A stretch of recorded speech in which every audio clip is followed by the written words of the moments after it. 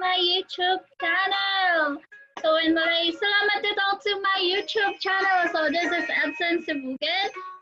And for today's content, yesterday I already uploaded the teaser po, no, guys. And for today, I'm going to upload the basic hello, good day, and different languages. So, enjoy watching.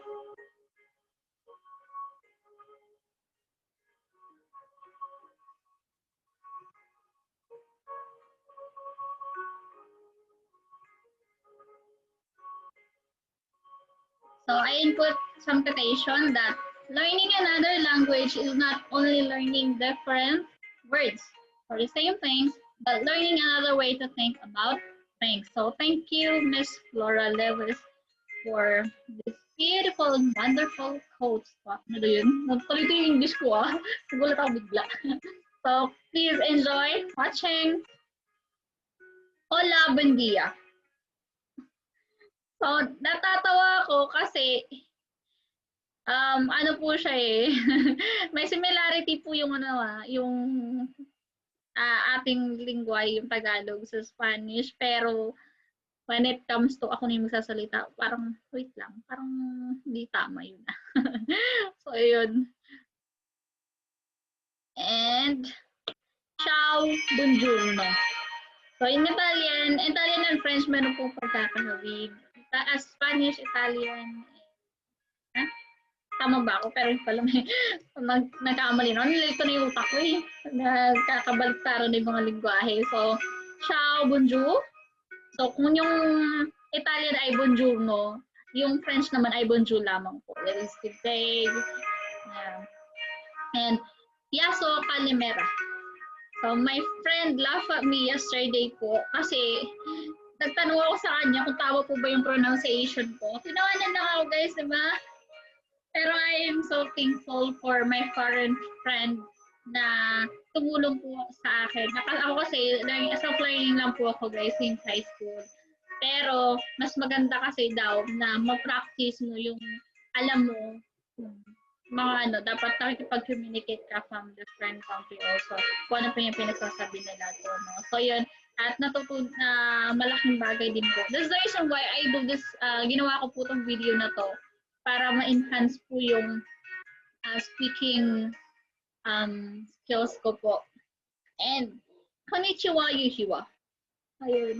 Medyo mahirap po yung pronunciation, pero kaya yan, no? Xin chào, chokmot na mo ikat na. Yun. Ang Vietnamese at Thailand po ay halos magkasame po ng pronunciation. Parang hindi ko alam kung saan nanggaling, pero yun na po yun. So, ni hao di chan.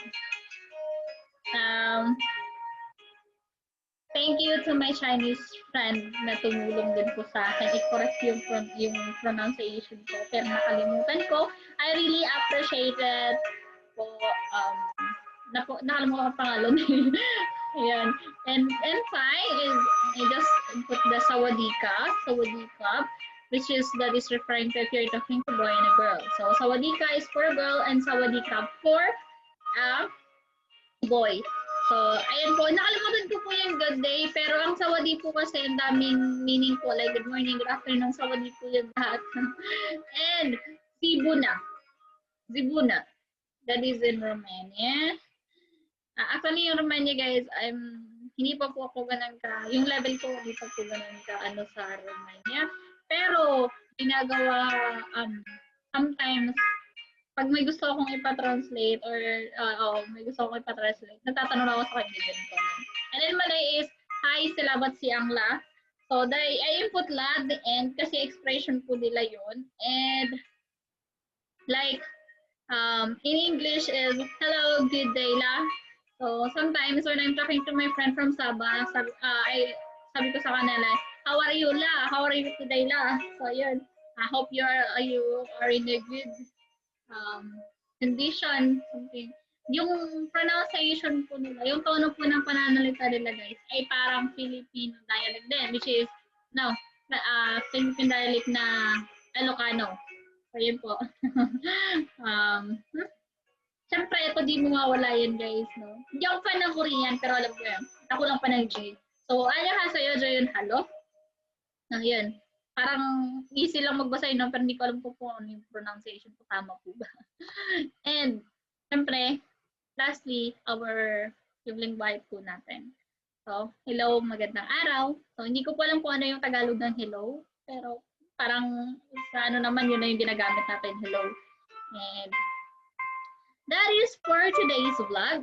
Don't forget to like, share, and subscribe. So, sana po may natutunan kayo, guys. And I really appreciate sa lahat po ng nanonood.